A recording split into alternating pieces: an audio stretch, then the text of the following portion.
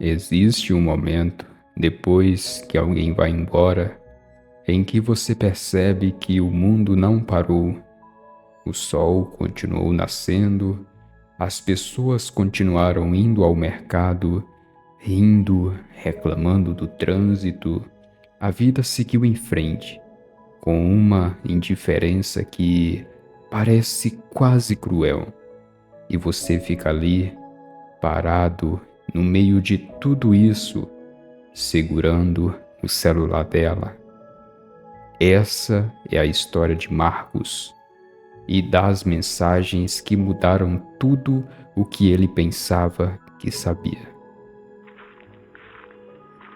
Ana morreu numa terça-feira de março. Aneurisma cerebral. Rápido, disseram os médicos, como se a velocidade fosse um consolo.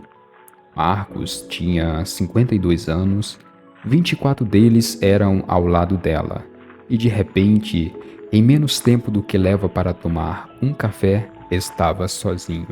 Os primeiros dias foram uma névoa, pessoas em casa, comida que ele não conseguia comer, abraços de pessoas que ele mal reconhecia.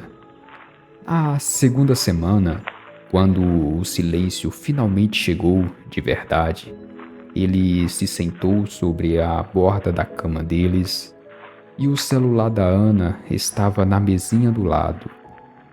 Ele ficou olhando por um longo tempo. Não era invasão, ele disse para si mesmo. Era ela. Digitou a senha, o aniversário dos dois, claro. A tela acendeu. A última foto de fundo da tela era eles dois, numa praia do Nordeste, 2 verões atrás. Ele estava rindo de alguma coisa que ele havia dito. Ele não lembrava mais o que. Então ele ficou olhando para aquele riso por muito tempo. Então foi até o aplicativo de mensagens e encontrou algo que não esperava. Havia uma conversa que ele não conhecia. Não era com outra pessoa, era com ele mesmo. O nome dele aparecia no topo da conversa, mas as mensagens, todas elas estavam na coluna dela, nunca enviadas. A primeira era de uma quinta-feira qualquer, 4 meses antes. Você estava dormindo e eu fiquei te olhando por uns 10 minutos. Fiquei pensando que a gente nunca fala essas coisas. Que você é a melhor pessoa que eu conheço. Boa noite, amor. Marcos fechou os olhos. A segunda era de um domingo de manhã. Fiz café do jeito que você gosta e fiquei esperando você descer. Você demorou tanto que eu tomei o seu também. Desculpa. Te amo. Ele sorriu sem querer. A terceira era de um dia que eles haviam brigado. Uma briga boba, de casal cansado, sobre a louça na pia, sobre tempo, sobre coisas que não eram nada.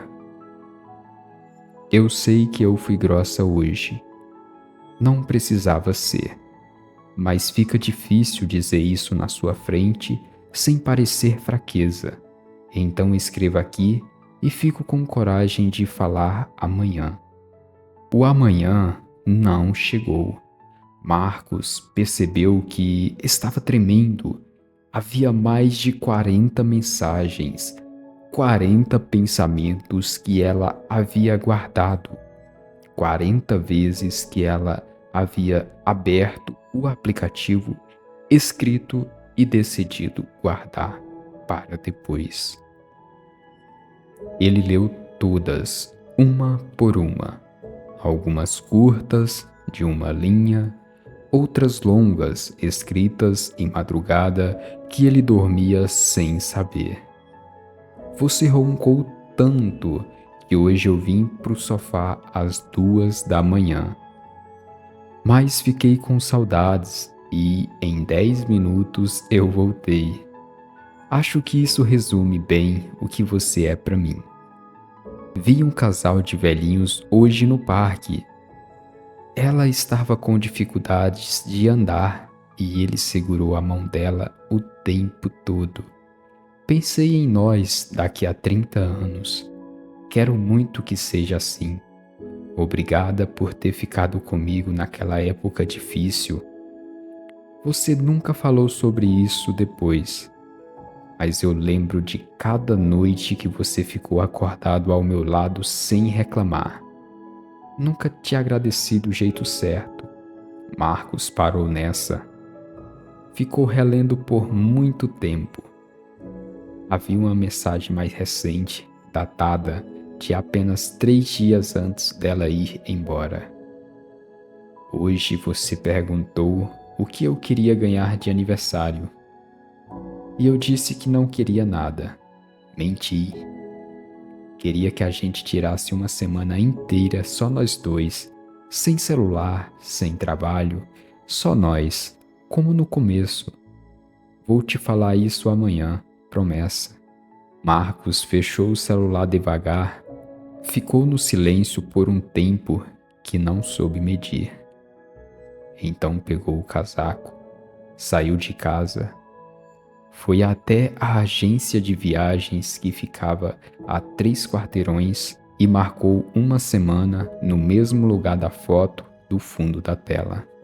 Só ele, mas com ela do jeito que era possível agora. Então, Marcos passou aquela semana sozinho numa pousada pequena em frente ao mar. Levou o celular dela. Todas as manhãs sentava na varanda com 2 cafés, um para ele e um que esfriava do lado. E lia uma mensagem por dia, só uma por dia, para durar. Na última manhã, ele leu a última mensagem. Era a mais curta de todas, escrita às 11h47 de uma segunda-feira comum. Feliz. Uma palavra sem contexto, sem destinatário, sem motivos aparente, apenas feliz. Marcos ficou olhando para o mar por um longo tempo. Então escreveu pela primeira vez na conversa deles uma mensagem para ela, e ele também não enviou. Eu também. Essa foi as últimas mensagens. Se essa história te fez pensar em alguém que você ama, fale o que você sente hoje, não amanhã. Deixe o like se você quiser mais histórias assim e me conte nos comentários, você já guardou palavras que deveria ter dito? Até a próxima história.